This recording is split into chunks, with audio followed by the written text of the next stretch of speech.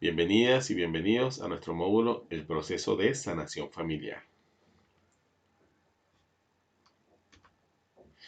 Vamos a empezar definiendo o tratando de definir el concepto de sanación. ¿Qué es la sanación? A diferencia de la curación, que se define como un alivio de cualquier síntoma, la sanación podría definirse como el proceso de transformación que las personas viven cuando reconocen sus creencias limitantes, sus emociones aún no procesadas y, por qué no, su dimensión espiritual. Podríamos decir entonces, basándonos en esto, que un individuo ha sanado, o una familia o una sociedad ha sanado, cuando ha trascendido una situación y ha crecido o se ha complementado en el proceso. Justamente el punto clave acá para diferenciar es justamente que curar es aliviar. Curar es aliviar, pero no va al trasfondo. Yo me curo una enfermedad, me curo una herida, alivio el dolor, pero no va hasta el fondo. Podría verse en cuanto a una herida como un curetaje, algo superficial. Y cuando hablamos de sanar, hablamos de trascender, hablamos de ir al origen, a la raíz del asunto. Y por supuesto hay una cicatrización y un proceso de transformación a partir de justamente la herida. ¿Ok? Compréndase la herida, cual sea el motivo, la razón, el tipo de daño a nivel emocional, a nivel ya profundo, ¿no? Yendo a lo profundo del contexto, del concepto, tanto del individuo como del grupo en este caso, que es a lo que vamos. La familia es un conjunto de individuos, o podríamos definirla así, como un conjunto de individuos que se encuentran unidos por lazos parentales. Por lo tanto, si cada uno tiene algo que sanar, o sea, cada uno me refiero a cada miembro de este grupo, vendría a convertirse esta entonces en un conjunto de situaciones y asuntos que resolver. O sea, ya pasaríamos de ver los problemas individuales a ver los problemas a nivel de sistema. Somos parte de una familia, nuestros asuntos sin resolver pasan a ser parte de esta vinculación, de este grupo, y viceversa. Los problemas de este grupo también pasan a ser parte de la información que yo llevo conmigo. Sistema familiar, podemos definirlo. Al hablar de sistema familiar, no hacemos referencia solamente al individuo, como estaba diciendo hace un momento, sino también a sus interacciones y relaciones con los demás, con los miembros del mismo clan y, por supuesto, con los miembros del mundo exterior a este clan. Según esto, el comportamiento de un individuo no se da aisladamente, sino que tiene sentido dentro de un contexto en el que siempre hay otros implicados. O sea, todo lo que hacemos, todo lo que pensamos, todas nuestras acciones generan consecuencias no solamente a nivel individual, sino con implicación hacia nuestro entorno inmediato y hacia nuestro clan familiar. Y viceversa, las cosas que no están resueltas en nuestro clan repercuten inconscientemente en algunos de nuestros patrones de conducta, que es lo que vamos a ver más tarde. Por ello, se puede certificar que su comportamiento, me refiero al individuo, está conectado de manera dinámica a los comportamientos de las personas con las que se relaciona en su casa, en su trabajo, en su comunidad, en su sociedad, con el grupo de amigos, etc. O sea, todos los grupos de interacción son espejos de nuestra relación con nosotros mismos o pasan a ser una especie de espejo de nuestra relación con nosotros mismos. Por supuesto, en cada tipo de interacción hay una especie de máscaras que yo utilizo porque no es lo mismo mi conducta en la iglesia que en el trabajo o en el hogar. O sea, en cada lugar es como que una máscara, vamos a verlo así simbólicamente para comprenderlo, o una faceta de mi personalidad, es la que interactúa, pero de cierta manera proyecto cosas que tengo o no resueltas en justamente el ámbito principal, que es el individual y lo que vamos a hablar ahora como la herencia familiar. Por lo tanto, la familia ha de ser contemplada como una red de comunicaciones entrelazadas en las que todos los miembros, todos, sin excepción, influyen en la naturaleza del sistema, a la vez que todos se ven afectados por él. Y aquí incluyo a los excluidos, valga la redundancia. O sea, aquí no hay nadie que quede por fuera. En mi sistema familiar, todas las personas que están que pertenecen a ese árbol, que pertenecen a ese clan, estén o no reconocidos, estén o no incluidos, que lo vamos a desglosar o a ahondar un poco más tarde, eh, también son afectados por la conducta de los otros y sus conductas, sus asuntos también afectan a los otros. Es una conexión inevitable. Otro concepto que es importante abordar para ir comprendiendo, fíjense que vamos entrando de concepto en concepto para ir llegando al trasfondo de lo que queremos tratar justamente en este módulo. Es el arquetipo de la sombra o el concepto de la sombra, un arquetipo junguiano, un concepto importantísimo que a la hora de entender el cómo, el por qué, de qué manera estos asuntos suelen repercutir, influir en nuestra conducta, en nuestras reacciones a ciertas circunstancias, estos asuntos no resueltos, estos asuntos guardados, y identificarlos, reconocerlos, siempre nos va a ayudar y va a ser más efectiva cualquier proceso de sanación a nivel de todo este contexto de lo individual y lo que está interrelacionado con nuestro sistema familiar del que venimos y del que somos parte. ¿Okay? La sombra viene a ser el concepto, hay una historia eh, maravillosa para entender un poco el concepto de la sombra, que es la novela corta Dr. Jekyll y Mr. Hyde de Robert Louis Stevenson.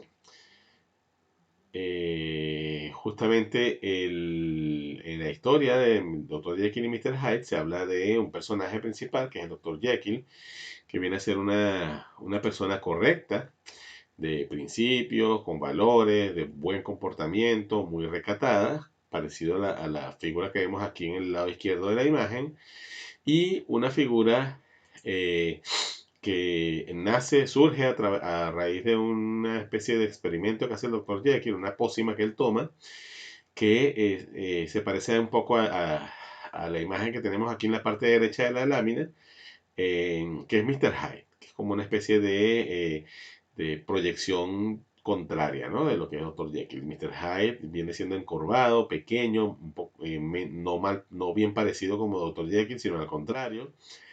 Y con todas las conductas, los hábitos que Dr. Jekyll justamente evita, suprime. Entonces Mr. Hyde, en vez de ser correcto y recatado, es un hombre mujeriego, bebedor, apostador, sale de noche, hace juergas y termina incluso asesinando a personas.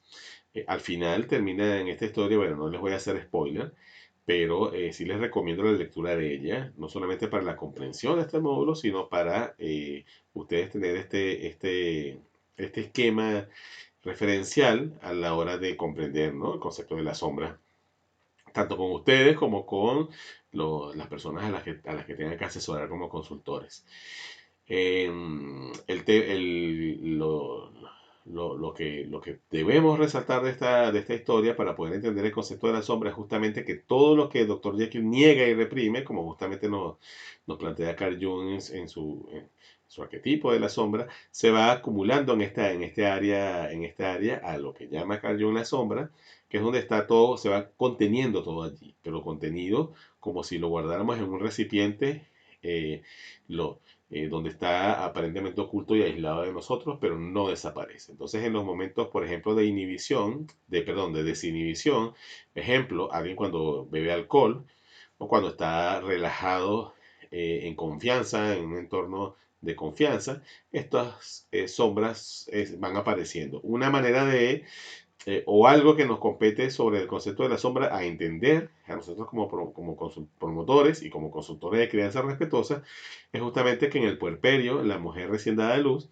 se ve enfrentada con todo esto que está allí guardado en su propia sombra. Entonces, entender la sombra nos ayuda a entender el puerperio, por ejemplo, a entender ciertas cosas que suelen pasar por las personas. Por ejemplo, cuando una de las formas donde yo más observo cómo la sombra asoma en los individuos, y yo creo que ahí poca gente está excluida de esa situación que voy a ejemplificar, es cuando alguien toma el volante de un vehículo. Es como si se transformara inmediatamente. O sea, la persona que puede ser muy educada, recatada, al tomar el volante del vehículo, es como si fuese otra persona.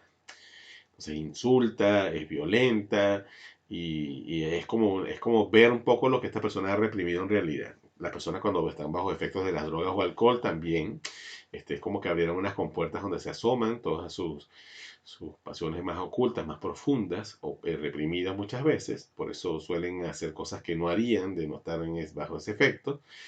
Las personas que llegan a niveles de estrés extremo, a niveles de tensión extrema, donde colapsan y sale todo este contenido de la sombra y a veces los hace perder la razón en el sentido de que cometen actos que no cometerían en situaciones normales, corrientes. Ejemplo, esta persona que se monta en una azotea de un edificio y con un rifle y dispara a todos los que van pasando, cosa que hemos visto muchas veces pasar en los noticieros, y que cuando preguntan a sus vecinos sobre el personaje, sobre la persona que ha cometido este delito, la gente siempre se asombra, o muchas veces vemos que en estas situaciones la gente que ha conocido a este personaje se asombra porque se refieren a esta persona como alguien muy tranquilo, educado y que no se metía en problemas, ¿no? A veces tienen prontuario policial, pero los vecinos lo desconocen y más bien ven como alguien ejemplar, como alguien muy correcto, cuando en realidad esta persona tiene todo esto allí reprimido en la sombra. Entonces entender la sombra, como también dice Carl Jung, integrarla, reconciliarnos con ella, aceptarla y trascenderla es justamente parte de una parte importante, una parte crucial de cualquier proceso sanador. Por eso es importantísimo que tengamos este concepto claro. Memética. Además de nuestra dotación genética, la otra gran excusa de la mayoría de nosotros, perdón, utiliza para justificar la infelicidad, la mala salud, la falta de éxito, por ejemplo, es el condicionamiento familiar con el que se nos programó. En este aspecto sí existe un fascinante campo de investigación que se llama memética y se ocupa de la mente y que es análogo a la relación de la genética con el cuerpo. Memes, no confundir con el concepto de redes sociales que se usa mucho actualmente, así como la unidad básica de la genética es el gen, la unidad básica de la memética es el meme. Pero a diferencia de un átomo o un electrón, el meme no tiene propiedades físicas. Según Richard Brody en su obra Virus of the Mind, el meme es una idea o creencia o actitud también de la mente que se puede propagar a y desde las mentes de otras personas. O sea, de mente a mente. Ideas que se transmiten de mente a mente. Richard Dawkins, el biólogo de Oxford que acuñó la palabra meme, justamente, describe el proceso en su libro, maravilloso libro, por cierto, El gen egoísta, The Selfish Gene. La memética viene a derivarse de la palabra mímica, o sea, de mimo, que significa observar y copiar una conducta. Por eso, justamente cuando hablamos de memes, hablamos de ideas que se transmiten de manera no verbal. Entonces, por eso se compara con el mimo. De ahí es donde viene el concepto, memética. Esta conducta se repite y se transmite a otros y de este modo avanza el proceso de imitación. O sea, nos ven, nos copian. ¿Qué pasa aquí? Estas son las conductas que se transmiten de manera no verbal en el mismo clan familiar, uno, en el clan, en el entorno inmediato, dos, y obviamente en los entornos en los que nos relacionamos. Es como que pasáramos esa información a través de pensamiento a otros, por eso es que es importantísimo enfatizar que los niños nos están observando permanentemente y que los niños nos están copiando todo, incluso lo que no expresamos directamente en conducta. O sea, un poco la sombra. El punto clave es este, transferir a otros una idea, es el punto clave de la memética. Actitud o creencia es algo que se hace mentalmente. O sea, hay una transmisión verbal, por supuesto, que vamos a hablar de ella luego, y una transmisión mental, inconsciente. No encontraremos, o sea, no estamos hablando aquí de telepatía, estamos hablando que es algo inconsciente, que sucede automáticamente. No encontraremos, perdón, memes en un microscopio, o sea, no podemos verlos, no son tangibles, por mucho aumento que tenga este microscopio. Pasan de mente a mente a base de cientos de miles de imitaciones. Importantísimo anotar allí. A los 6 o 7 años de edad, Todos estamos ya programados con un vastísimo inventario de memes que actúan de manera parecida a un virus. Fíjense la edad, 7 años, justamente la edad básica que se requiere para el desarrollo, la edad que se requiere para el desarrollo básico del cerebro, como de la plataforma. Obviamente el cerebro sigue desarrollándose, pero todas estas conexiones neuronales principales se dan justamente en estos 7 años, primeros 7 años. Y cuando hablamos espiritualmente, según las filosofías orientales, los conceptos maravillosos de la formación del cuerpo, los cuerpos energético y espiritual, se habla de que los 7 chakras, se habla desde hace miles de años, de que los 7 chakras, perdón, se forman justamente en los 7 años. Entonces, por eso es que no se recomienda, no sé si la fotografía Kirlian, quienes no la conozcan, la fotografía Kirlian, esta fotografía que se puede tomar al aura, al campo energético de una persona, se recomienda no tomarla a los niños hasta después de los 7 años, porque justamente está todavía en proceso de formación sus chakras principales. Entonces, lo que pasaría si se toma antes no es que vaya a hacerle un daño, sino que no se va a ver realmente el campo áurico como se va a ver ya efectivamente y leer por los entendedores del tema a partir de los 7 años. No es casual que todo esto coincida, ¿no? No son necesariamente buenos ni malos, simplemente los memes simplemente se propagan con facilidad por toda la población. O sea, los memes automáticamente pasamos las ideas sin filtrar, ¿no? Una vez que un meme entra en tu mente, puede influir e influirá sutilmente en tu conducta. Por eso es que nos adaptamos. Eso es una de las formas de adaptarnos a nuestros entornos. Y por eso es que repetimos conductas, gestos, movimientos, expresiones aprendidas en nuestro entorno principal familiar y luego en nuestros entornos cercanos. Es esa adaptabilidad.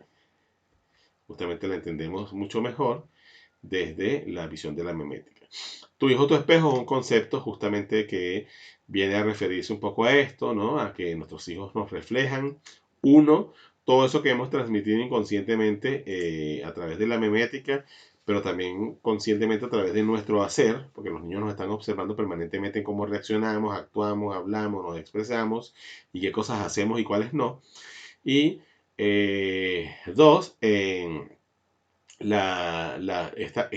esta parte que no está visible, este concepto de la sombra, ese arquetipo de la sombra, que muchas veces nuestros niños pequeños, por la fusión emocional que ya hemos trabajado, ya hemos desarrollado en estas formaciones, en esta formación específicamente, es como que los niños nos espejan todo eso que está contenido en la sombra. Ejemplo, para recordar, la mamá en puerperio, cuyo bebé todavía está en fusión emocional, o sea, todavía no llega a los 18, 24, 26 meses, está en ese proceso de fusión emocional, llora, llora, llora, y la mamá no se da cuenta, piensa que es que hay un problema, por supuesto descartando todos los otros factores, que estén sus necesidades atendidas, que no haya ningún problema de salud, y sigue el niño llorando, no conseguimos la razón, y resulta que es que la mamá no se ha dado cuenta que quien está llorando por dentro es ella, porque está justamente que se arrancan los pelos, los cabellos, que pierde que no haya que hacer porque no se siente apoyada, porque no se siente comprendida, porque no se siente escuchada. Entonces, cuando llega alguien y la comprende, la escucha, le da masaje, le dice no estás sola, la recibe una tribu,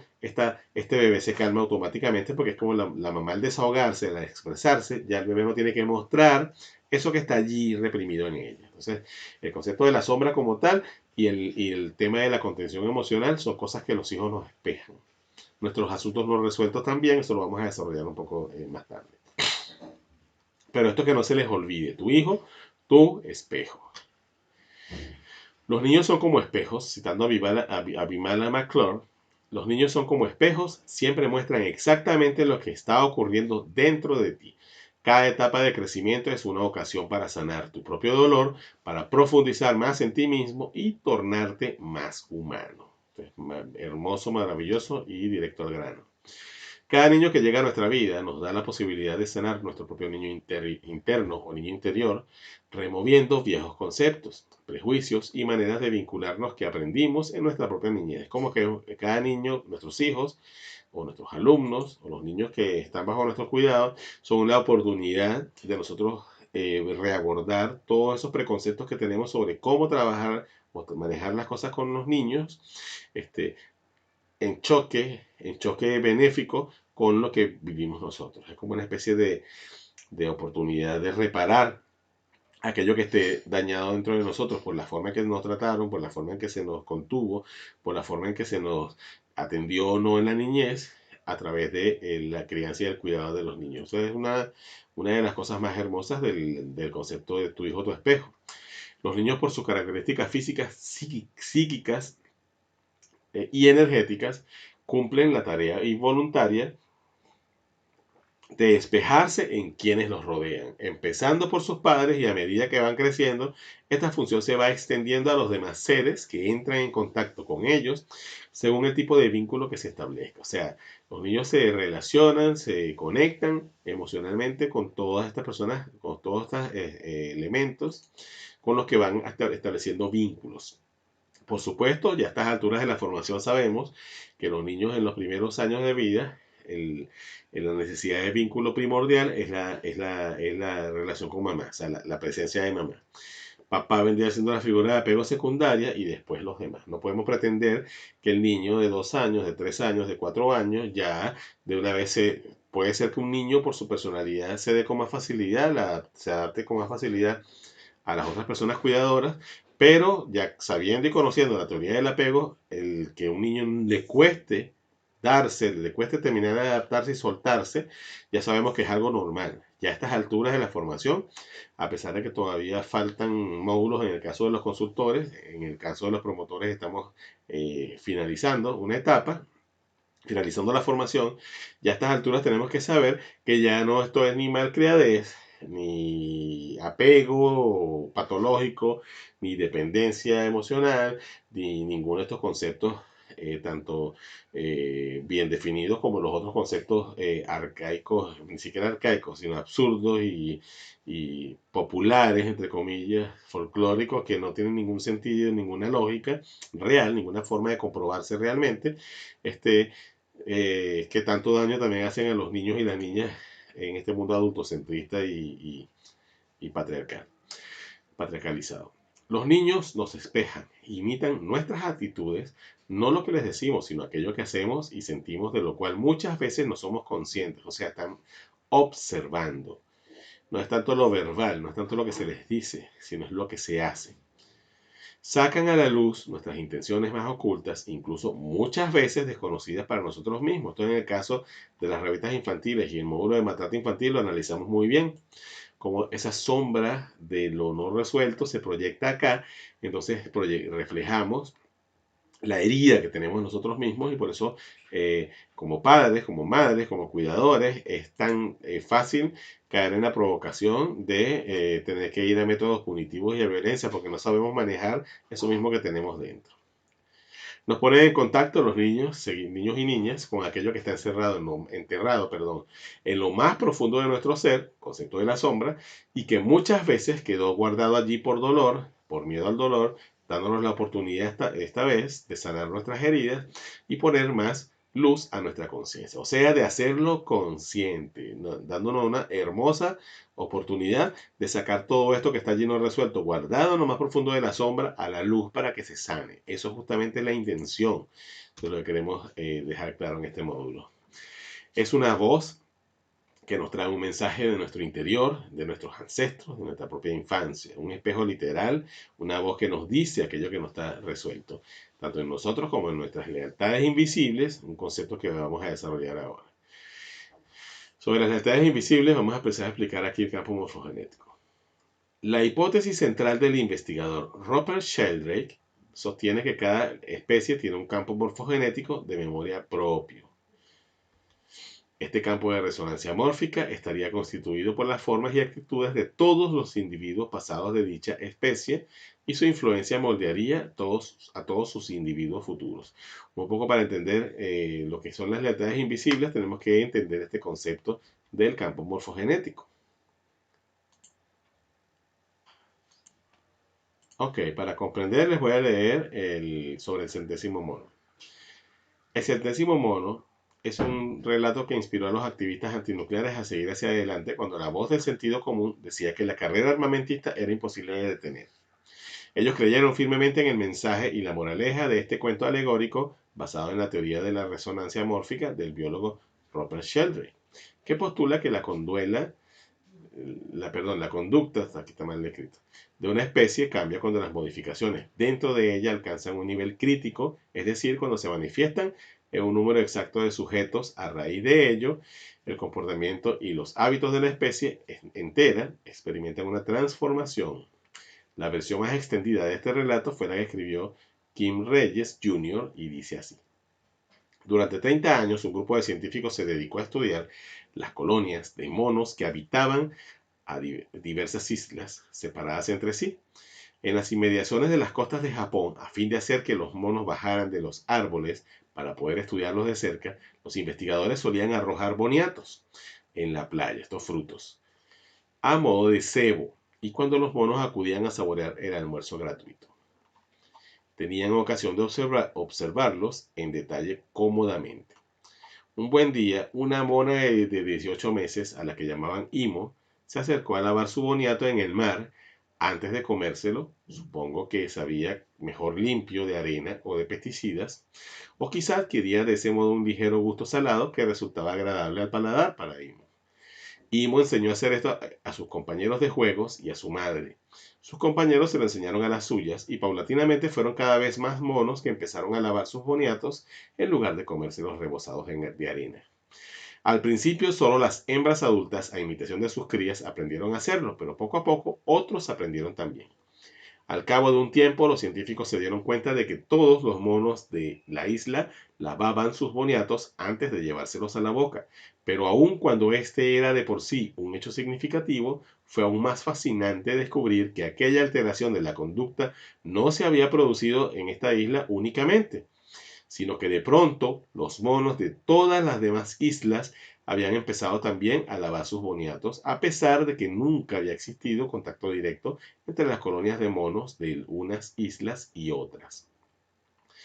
El centésimo mono era el hipotético mono que anónimamente había inclinado la balanza de forma decisiva para la especie, aquel cuyo cambio de conducta, significó que todos los monos a partir de ese instante lavarían los boniatos antes de comérselos. A modo de alegoría, el centésimo mono alienta la esperanza de que cuando un número decisivo de personas transforme su actitud o su comportamiento, la cultura en su totalidad se transformará. Unos pocos empiezan a hacer aquello que era impensable, pero pronto son muchos quienes lo hacen, y cuando un cierto número de individuos cambia esa nueva conducta, forma parte indivisible de cómo somos y de lo que somos como seres humanos. Alguien tiene que ser el mono número 37 y el 63 y el 99 antes de que llegue el momento al mono número 100. Y nadie sabe cuán cerca está de ese punto o a qué distancia se encuentra el centésimo mono hasta que de repente está allí. Si alguna vez has recorrido un laberinto, entenderás cómo es el viaje del que hablo. Caminas y caminas siguiendo un sendero que constantemente tuerce y cambia de dirección. Ahí está mal. Sin manera de saber cuánto falta para llegar al centro, hasta que en el momento menos pensado, se abre ante ti. Una vez que has llegado al centro, que es símbolo de profunda percepción y sabiduría, puedes permanecer en él tanto como gustes, pero a continuación será hora de llevar al mundo ese conocimiento o esa experiencia. Y nuevamente tendrás que eliminar y caminar a través del laberinto sin saber cuán cerca o cuán lejos te encuentras de la salida, hasta que tomas esta última desviación y de pronto estás fuera. Esto es...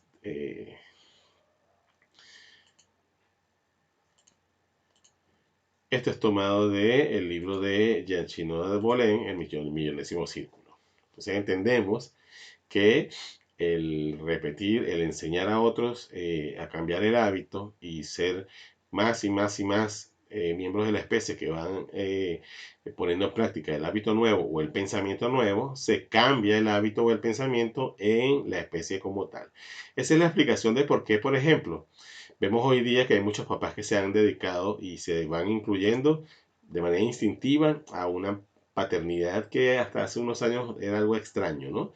Esta paternidad emocional, afectiva, protectora, que no solamente tiene el rol de proveer y de proteger a la cría y a la pareja, sino también de dar ternura, comprensión. Por supuesto, es algo que se va dando de manera gradual y que aún falta mucho camino por recorrer, a pesar de que se ve mucho, pero Lo interesante es ver cómo muchos hombres de muchas culturas, de muchos estratos, diferentes estratos culturales y sociales, van sintiendo este instinto, esa necesidad, ese llamado, sin haber leído libros ni nada. Es como que se va despertando algo dentro de ellos. Eso tiene mucho que ver con esta teoría del campo morfogenético. Podemos decir que estamos a merced de una suerte de lealtad invisible, ahí vamos explicando lo de las lealtades familiares, lealtades invisibles familiares. Somos impulsados a repetir, queriéndolo o no, sabiéndolo o no, situaciones o hechos vinculadas a las conductas de nuestros ancestros. Por ejemplo, los padres dejamos un modelo para los hijos. Con esto surge un concepto de lealtad invisible que señala que si el abuelo o el padre fracasan, el nieto o hijo no se permitirán triunfar porque no quieren inconscientemente, obviamente, sentir soy mejor que mi familiar. Esto es una especie de patrón repetitivo que muchas veces no nos explicamos por qué actuamos de esa manera y ya vamos entendiéndolo ahora de otra visión. En la sombra, por eso fue importante resaltar el concepto de la sombra, se encuentra el temor a ser excluido, a no sentirse parte del linaje familiar. Por lo tanto, esta lealtad es una especie de conducta de supervivencia, justamente para no ser expulsados del clan. Es así como vemos en la línea generacional cómo se repite el abandono de familias, de mujeres, de hijos, el alcoholismo, el fracaso, la violencia también, la pobreza, el endeudamiento, las situaciones delictivas y muchas otras más que se ven como patrones. Nosotros recibimos información como miembros de una especie y como miembros de un linaje familiar para asegurar, por un lado, la supervivencia y la continuidad, y por el otro, para que aquello que quedó pendiente en una generación pueda ser resuelto por la siguiente y así asegurar la evolución. O sea, estos patrones se van pasando de generación a generación justamente porque no se resuelve. Entonces es como que lo lanza a otra generación del clan para ver si esta vez se resuelve. Y si no, es como si se maximizara también, como se adquiere más fuerza y se pasa a otra generación y cada vez se hace como más visible. Entonces se le llama en el campo de la psicogenealogía códigos a esta información que se va pasando de generaciones a generaciones para en algún momento resolver. La intención de la vida prácticamente es esa, buscar resolver. El linaje familiar. Cada sistema familiar está regulado por reglas tanto implícitas como explícitas, o sea, las que están ya como sin necesidad de tanta explicación y las que tienen que explicarse y transmitirse y recordarse. En general, los miembros de la familia no somos conscientes de su existencia. Estamos inmersos en ellas y determinan nuestra forma de vincularnos dentro y fuera del clan familiar. Es como si a donde vamos llevando el árbol con nosotros. Fíjense que esta persona está migrando a otro lugar y el árbol familiar, el árbol genealógico va detrás de él. Es como justamente por eso suelo explicar en las consultas que hay personas que, por ejemplo, dicen, pero es que yo, ¿cómo te llevas con tu mamá? Bien.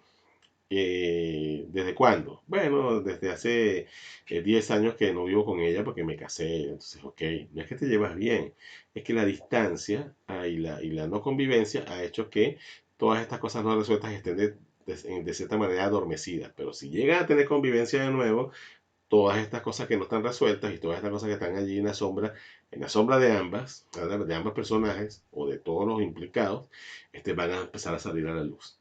Y si yo me voy a China, entonces me llevo mejor porque apenas de vez, y ella está en Sudamérica y yo estoy en China, apenas de vez en cuando nos vemos por video, nos hablamos por teléfono y aparentemente todo está bien porque hay distancia, pero todo lo no resuelto me lo llevo hasta allá. O sea, donde yo vaya, va mi árbol conmigo, va mi sistema familiar conmigo. No me desprendo de él. Lo que sí puedo hacer es sanarlo y resolverlo.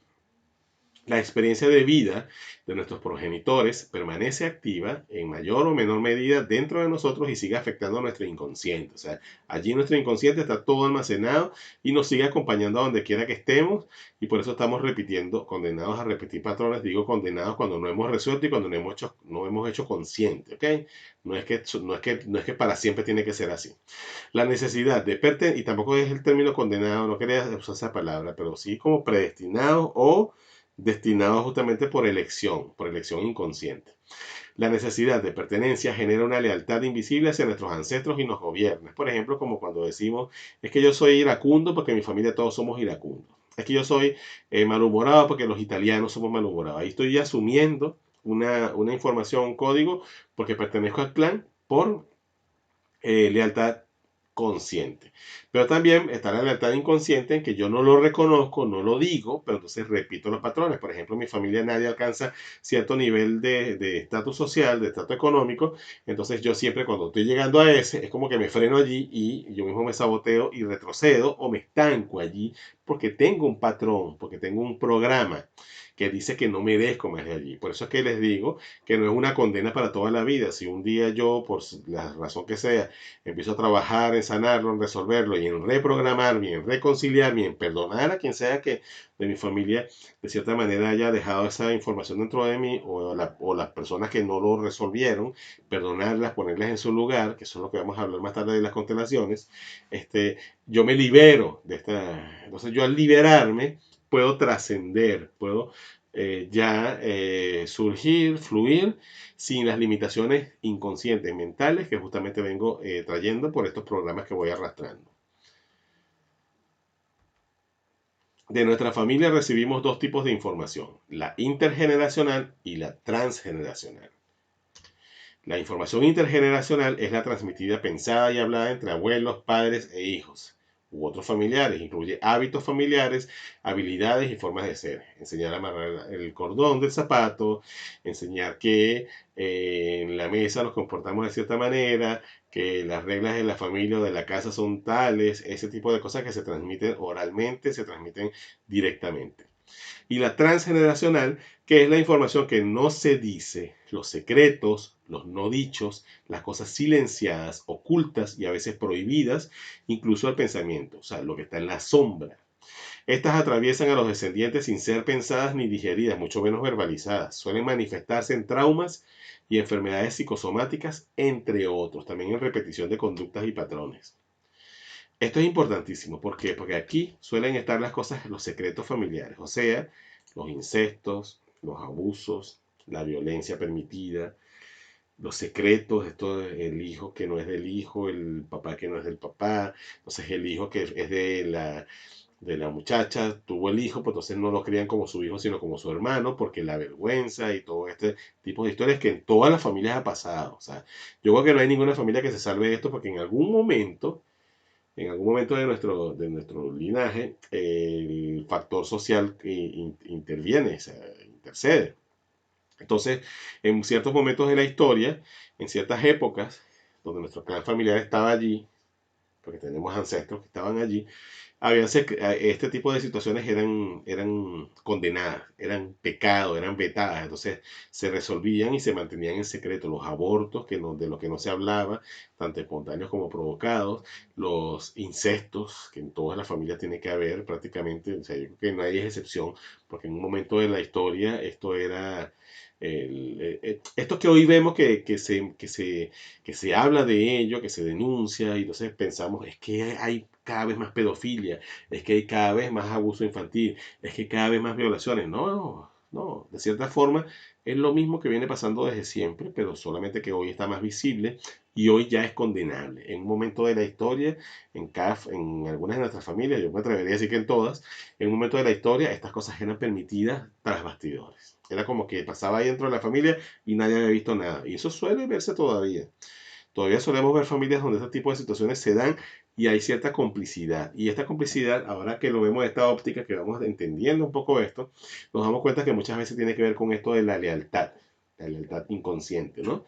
Entonces ahí entendemos desde otra óptica, porque ahí vemos que no es que mi mamá permitió que pasara esto porque es una loca, una trastornada, sino ahí hay un factor también de lealtades, un factor de programas, un factor de herencia, de transgeneracional, de asuntos no resueltos, las heridas que debe tener ella, muchas cosas que no son para justificar, son para entender. Porque aquí la idea no es, ok, mi abuelo era un abusador, pobrecito mi abuelo. No, no, no. Él tiene que asumir la responsabilidad, él tuvo que asumir la responsabilidad, ya quizás no está presente, ya quizás falleció, pero yo al saber lo que hay detrás, al tener esta otra visión completa, se me hace más fácil perdonar. Y al yo poder perdonar, al yo poder trabajarlo, puedo poner a cada quien en su lugar y puedo librarme de este tipo de situaciones. Vamos a ahondar un poquito adelante de él. El niño interior, otro concepto importantísimo de comprender, ya que así como el concepto de la sombra es importante para entender lo que puede haber detrás de ciertas situaciones, el concepto del niño interior también, porque el concepto del niño interior nos ayuda a entender un poco el tema a nivel emocional de lo que nos sucede con respecto a ciertas situaciones que podemos ver espejadas o proyectadas en nuestros hijos, en nuestros padres, o sea, nuestra relación con nuestros padres y nuestra relación con otras personas. Esta frase de Claudio Naranjo es maravillosa para entender el concepto. El amor a uno mismo es el amor por el niño interior, por esa parte natural de uno con la que nacemos antes de que nos metan la cultura en la cabeza, dice Claudio. Es un deseo de felicidad instintivo. En la educación falta un principio dionisíaco de libertad. Maravilloso. Doctor Claudio Naranjo era y sigue siendo, porque los personajes como él no mueren. Mueren físicamente, pero no mueren sus ideas y sus enseñanzas. Le pregunta el niño, en su niño interior, a esta persona adulta que se ve en el espejo, ¿somos felices? Y miren su cara de preocupación. Una pregunta bastante difícil de hacerse desde el niño interno o incluso desde nuestro adulto actual, consciente. La sanación de la propia crianza. Justamente todos estos conceptos que hemos ido desarrollando son para entender que nosotros como promotores de crianza respetuosa y consultores de crianza respetuosa, estamos obligados en el buen sentido, no como una tarea, no como una imposición, pero sí como un requisito importantísimo, diría casi que indispensable, para poder acompañar a las familias desde la verdadera empatía. ¿Por qué? Porque si nosotros no tenemos sanados nuestros asuntos, si nosotros no tenemos reconciliados nuestro rol, nuestro árbol, o estamos en proceso de hacerlo, va a ser fácil que proyectemos situaciones y que no podamos ser éticos. Por ejemplo, voy a contar una situación personal. Una vez estaba en el transporte público y vi una mujer maltratando a una niña, cosa que siempre he visto y siempre buscaba intervenir de diferentes maneras. Hoy día ya tengo una manera fija de intervenir en estas situaciones, que viene de esta experiencia. Esa vez, hace muchos años, me molestó mucho. O sea, me enervó mucho ver cómo esta mujer pellizcaba a la niña seguía llorando y ya la pellizcaba. Y seguía y se ensañaba. Y no aguanté, o sea, estallé yo y la insulté. Entonces le grité a esta persona, le dije, ya basta, le dije salvaje, le dije un poco de palabras que no debía haberle dicho, y la insulté. El hecho es que ella se enojó mucho, ahí me di cuenta que cometí un grave error porque lo más seguro es que cuando estuviera ya no frente a mí las otras personas que estábamos allí, se iba a enseñar con la niña. Pero lo peor fue que cuando el tren se detuvo y abrió para que saliera la gente, una mujer que estaba también allí presente salió. Pero antes de que cerrara la puerta del tren, la mujer volvió a entrar. Fue como que lo pensó y volvió a entrar y le cayó a golpes a la mamá de la niña. Entonces se formó una trifulca. Hubo golpes, incluso los golpes también.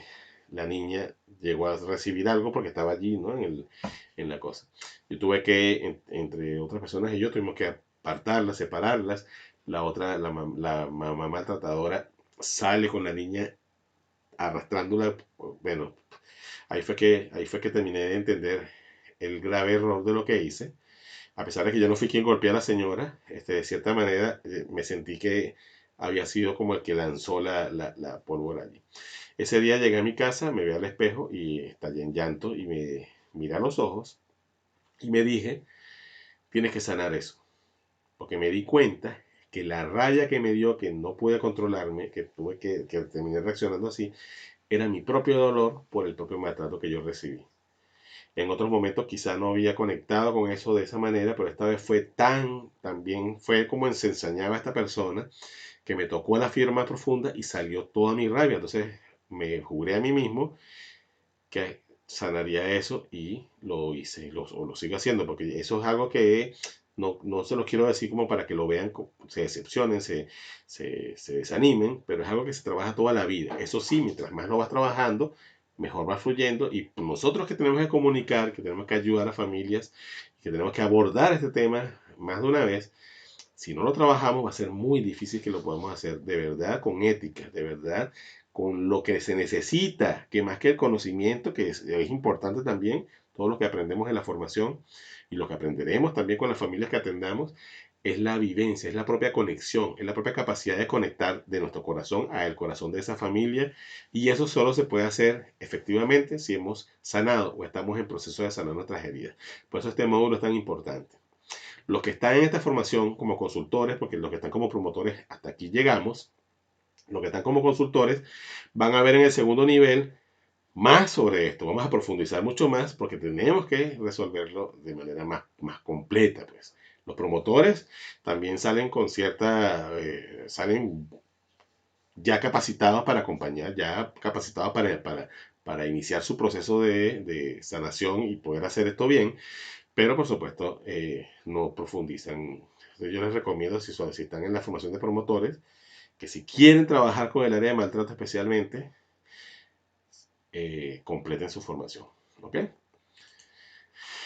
Terapia del espejo. Este es un ejercicio que no solamente les voy a explicar, sino que tienen que hacerlo. O sea, es parte del compendio de la actividad de este módulo.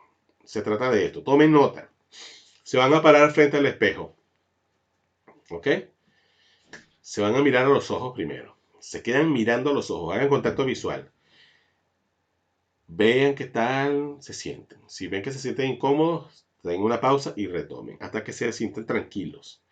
Cuando ya se sienten tranquilos, mirándose a los ojos en el espejo, porque normalmente nos vemos en el espejo, nos vemos es que si la entrada, que si se me está cayendo el cabello, que si estoy engordando, que si tengo arrugas. No, no, descarten todo eso. Contacto visual solamente. Cuando se sientan a gusto con el contacto visual, hagan un segundo paso que es sonreírse. Entonces, contacto visual, ya me siento bien, sonríe. Es posible que si no estamos acostumbrados a sonreírnos con contacto visual en el espejo, se nos haga también un poco incómodo al principio y nos cueste o nos haga una sonrisa un poco extraña. Insistan, sigan con el contacto visual, sonríen y vayan relajándose, pueden mover el cuerpo y van sonriendo, a lo mejor está tenso todavía y moverse, relajarse, llega un momento que ya sonríen. Cuando puedan sonreír relajados y mirarse a los ojos y no se sientan mareados ni extraños y ya estén tranquilos, se van a decir estas palabras. Anoten, por favor. Hola es el saludo. O sea, si empezamos cualquier relación, porque es una forma de reconectar con nuestro niño interior. Este ejercicio es para conectar con el niño interior, pero de una manera maravillosa y no invasiva.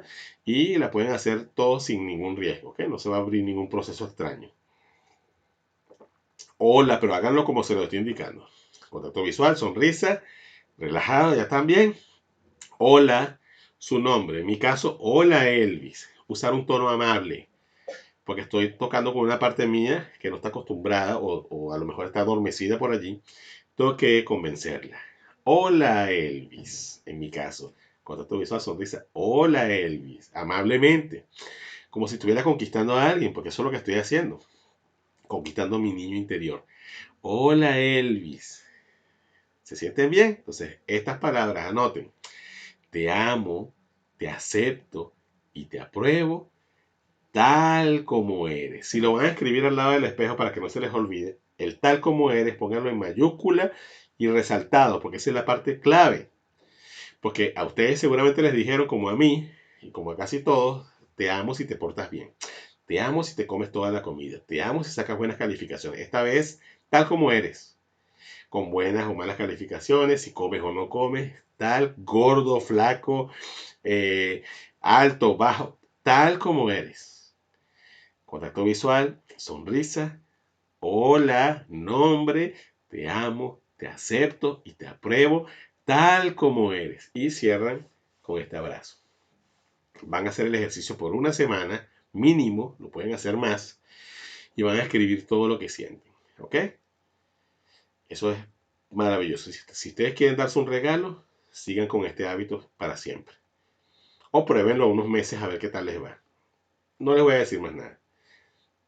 Porque los estaré predisponiendo. Yo no les quiero vender nada. Porque no gano nada si lo hacen o no. Ustedes sí. Ustedes sí ganan mucho. Entonces no me crean, pónganlo en práctica. Pero para la formación tienen que hacerlo por lo menos una semana. Y van a escribir todo lo que sienten. Y este segundo ejercicio. Si tienen, este no es tan obligatorio, pero igual, por favor háganlo. Si tienen hijos, háganlo con sus hijos. Si no, tomen un niño prestado, un niño de confianza, obviamente, ¿no? No es que van a agarrar un niño en la calle para esto, porque es un ejercicio de intimidad, de conexión, de contacto. Tomen al niño, a sus hijos, preferiblemente a sus hijos, o sus sobrinos, su ahijado, pídanle permiso, si no son sus hijos. Si son sus hijos, no hace falta porque a ellos les va a agradar. Lo abrazan, lo apapuchan, así como está en la imagen. Huelan su cabeza si son bebés. Si no son tan bebés, también lo pueden oler, pero el olor es importantísimo. El olor conecta. Cuando el olor de los bebés nos conecta con nuestro propio niño interno. Eso que nos relaja. Claro, tiene otro efecto, ¿no? Otro efecto hormonal. Ese olor hace que segregue oxitocina en nosotros, pero también conecta, hay una parte más allá de lo hormonal, más allá de lo biológico que está allí implícita. Si son bebés, olerlos. Si son nuestros hijos, más todavía, porque somos mamíferos. Nuestros bebés huelen, nos recuerda que somos su protector, protectora. Y le vamos a hablar al niño, a la niña. Pero ¿qué le vamos a decir? Esa foto es mía con Eva, Eva bebé.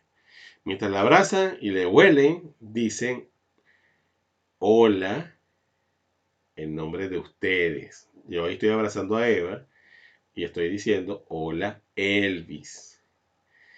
Perdóname por haberte abandonado. Tomen nota, por favor. Perdóname por haberte abandonado. Aquí estoy de nuevo contigo y lo estaré siempre. Hola, su nombre. Abrazo, contacto físico. Si es posible oler su cabecita, porque eso activa ciertas cosas que ustedes van a entender cuando lo hagan. Hola, su nombre. Aquí, perdóname por haberte abandonado. Aquí estoy de nuevo contigo y lo estaré siempre o lo seguiré estando siempre. Una semana de hacerlo, interdiario, un día sí, un día no, si quieren.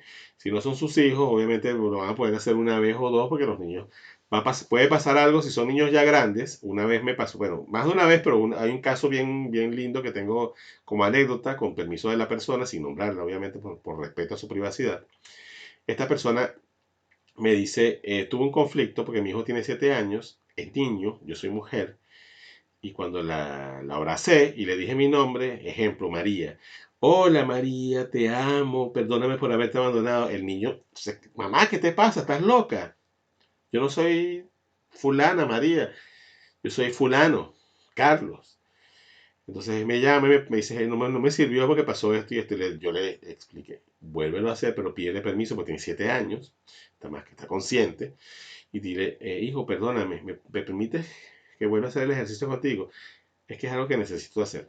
Él se dejó, dijo, bueno, así, ¿sabe, no? Un niño varón de 7 años. Y ella empezó a hacerlo otra vez y él se quedó tranquilo. Se quedó tranquilo. Yo le dije a ella, si no quieren la segunda, si vuelve a estar reacio, lo vuelves a hacer una tercera vez. Obviamente si él quiere, si él te llega a decir, ya no, déjame, bueno, no lo puede obligar. Pero generalmente, que fue lo que le expliqué a ella, los niños son muy colaboradores para estas cosas, pues es como si ellos supieran, no aquí intelectualmente, sino emocionalmente, que es para que su madre sane. El niño se dejó, se entregó y ella vivió ese ejercicio con mucha intensidad. Entonces, esa anécdota se las doy por si acaso son niños ya con más conciencia, ¿ok? Siempre de manera respetuosa, por supuesto, y solicitando permiso si es necesario. Y no tiene que ser todos los días por una semana, pero sí por lo menos una o dos veces en esa semana. Y toman nota de todo lo que se les remueve. Si son bebés pequeñitos de meses o de 1 año, 2 años, anoten por favor lo que se les remueva con el olor y el abrazo y las palabras que van a decir. Va a ser información muy importante para ustedes. El perdón. Hay una definición de Mark Twain, uno de mis escritores favoritos, que para mí es la definición más perfecta que hay de perdón. Dice así: el perdón es la fragancia que derrama la violeta en el talón que la aplastó.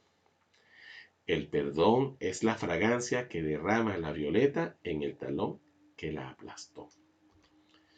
Las constelaciones familiares. Las constelaciones familiares son un tipo de psicoterapia sistémica familiar desarrollado, valga la redundancia, desarrollado por el psicoterapeuta alemán Bert Hellinger. Terapia, justamente, vamos allá, primero vamos a hablar de esto. Terapia transgeneracional o árbol genealógico El transgeneracional es un tipo de terapia psicogenealógica, contextual, no es lo mismo que las constelaciones, pero por eso estoy saltando para explicar algo justamente con los dos puntos. Contextual desarrollada por Bert Hellinger también, pero con los aportes importantísimos de la psicogenealogía de Anne Schotzenberger, entre otros, pero la principal vocera de esta información es esta señora. Se dice que el 70% de los problemas psicológicos que nos afectan a todos vienen de nuestra historia y relación familiar, ya como ahondamos hace rato en la explicación de lo que es el árbol y lo que se arrastra. Somos una especie de eslabón en la cadena que conforma nuestra familia y en ocasiones debemos pagar las deudas, entre comillas, emocionales o físicas de nuestros antepasados. O sea, repetir a veces patrones, manifestar lealtades invisibles o repetir códigos, que justamente es lo que nos explica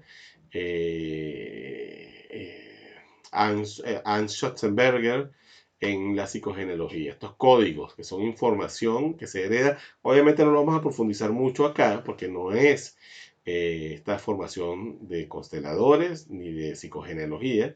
Nuestra tercera formación para los que son promotores y consultores ya certificados de terapeutas familiares, justamente allí sí profundizamos en las dinámicas terapéuticas porque ya es para ejercer como terapeutas de familia. El análisis de transgeneracional saca rápidamente a la luz, en esa formación solamente aceptamos a promotores, pero que se certifican como consultores y a consultores de crianza respetuosa, ¿ok? Y a doulas de nuestra escuela también. El análisis del transgeneracional saca rápidamente a la luz la dinámica que causa el sufrimiento y si se dan las circunstancias apropiadas, la corrige en el mismo momento. El análisis es como una especie, yo le llamo mapa familiar, es donde hacemos como un esquema básico de las relaciones más puntuales. Podemos basarnos en los padres, hermanos y abuelos maternos y paternos, hijos también si los hay, y allí vemos relaciones de patrones y muchas veces en solo hacer el mapa ya se identifican muchas cosas, entonces es una herramienta bastante rápida. Esta terapia se diferencia de otras por su extrema rapidez justamente. En la sesión del transgeneracional sale a la luz y se aborda el verdadero tema causante del problema presentado por el consultante en oposición a procesos que pueden durar años en otro tipo de terapias, como el psicoanálisis, por ejemplo, sin descalificarlo, obviamente. Esto es otra dinámica, ¿ok? No tiene nada que ver, no es contrario, ni es anti-psicoanálisis. Por eso cada vez más psicólogos, psiquiatras y psicoanalistas, los certifico, se interesan por el árbol genealógico como herramienta terapéutica. Por ejemplo, el alcance del trabajo no se limita a la persona que ha hecho su árbol genealógico, sino también a su sistema familiar, ya que cuando un elemento del sistema se mueve, todos se recolocan a su vez encontrando un mejor equilibrio y por supuesto una sanación. Por ejemplo, en nuestro sistema familiar hay un elemento que es un miembro del clan familiar, un tío, que se execró porque fue violador o porque fue un presidiario que pagó cárcel por algún delito, o porque fue alguien estafador que entonces lo rechazaron, o fue homosexual y eso no lo aceptó el clan familiar, o fue o lo abortaron, o sea, él no terminó de nacer, lo abortaron por, por decisión o espontáneamente, pero entonces no se habló más de él. Cuando yo hago consciente de esto, por ejemplo, mi tío presidiario, mira, yo lo voy a incluir, es mi tío, lo reconozco y lo honro como mi tío por muchos defectos que haya hecho, he tenido, quien no tiene defectos por cual sea el daño, o sea, yo reparo, obviamente hay hay situaciones donde requiere un proceso, por eso el concepto del perdón. Y hay situaciones donde simplemente es incluirlo. O sea, un tío que lo abortaron, nadie habló de él, un secreto, la abuela nunca dijo, incluyo a mi tío. Y aparte, un caso que pasa mucho, lo abortaron o nació muerto y ya tiene nombre también, tenía nombre, entonces lo incluyo con el nombre. Y si no, igualmente lo incluyo. Al hacer esa inclusión, es como que el árbol, ese espacio que estaba allí, mal porque no se había reconocido, no se había puesto donde era. Por eso Hellinger, su teoría, su planteamiento en las constelaciones familiares es de los órdenes del amor, o sea, hay que poner todo en orden. encaja este personaje allí y es como que el árbol se estremece y se equilibra. Entonces, cada cosa distorsionada, cada cosa no elemento o situación no reconocida, no incluida, que yo vaya poniendo en su lugar, hace que el árbol familiar se restablezca. Y en mi campo morfogenético que explicamos con la teoría del centésimo mono, esa información también se moviliza. Entonces, yo hago un mapa familiar y mi abuelo que está por allá en Italia me llama o yo lo llamo y de repente me empieza a contar un secreto familiar. O yo hago el mapa familiar, incluyo a mi expareja y de repente me lo encuentro. Y entonces, y es un encuentro grato, o sea, cosas que tú dices, que las personas cuando hacen este tipo de consultas dicen, wow. O hago una inclusión del aborto que tuvo mi abuela y sueño con mi abuela y la veo y hablamos y nos reconciliamos y nos abrazamos. O sea, cosas de verdad que son muy, muy, muy puntuales y que nos van mostrando que todo lo que yo remueva en el árbol siempre afecta a los demás para bien. Siempre que se remueva el árbol para bien, en equilibrio, todos los vinculados, por eso empezamos a describir lo que es la relación del individuo con el clan familiar, se benefician de, esta, de este orden. Los dejamos con dos frases que quiero dejar para la reflexión. Esta primera de Osho, gran maestro, hombre muy difamado, pero un gran maestro de verdad. Les recomiendo que lean las lecturas de Osho, todas las que elijan. Yo recomiendo ampliamente la biografía de un hombre espiritualmente incorrecto, que es la autobiografía de Osho, para entender mucho de, de su figura y entender un poco también ciertas cosas con lo de la denigración el daño que se hizo a su imagen posterior a su muerte.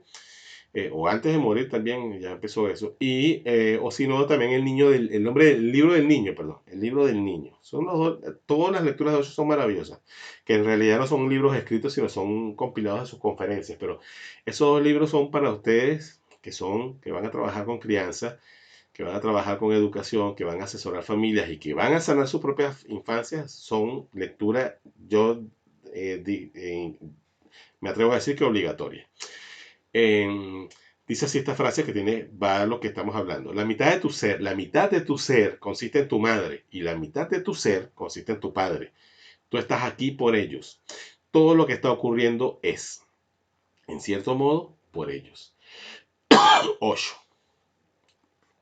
Esto no es que tengamos que vivir con la culpa, ¿no?, de los papás. Esto es ser consciente de que somos parte y parte. Entonces, cada una de estas figuras debe estar dentro de nosotros en paz y equilibrio.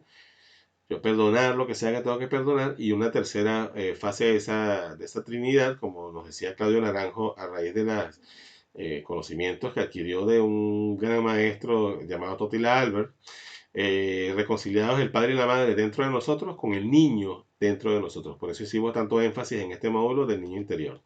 Y esta frase personal que les regalo para que se la lleven digiriendo y reflexionando y ojalá a cada uno de ustedes les deje también algo y me puedan compartir lo que les haya generado todo lo que hablamos acá.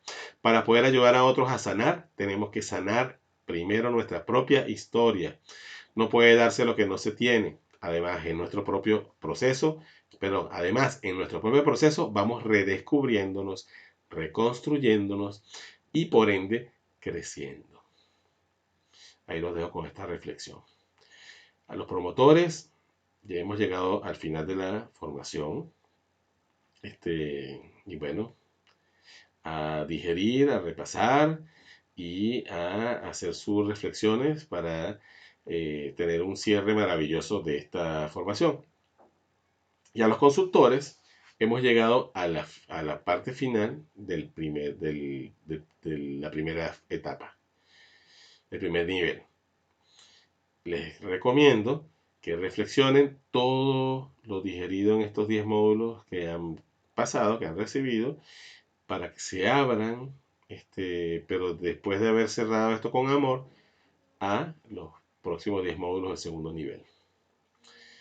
Nos vemos en el siguiente, consultores, nos vemos en el siguiente módulo.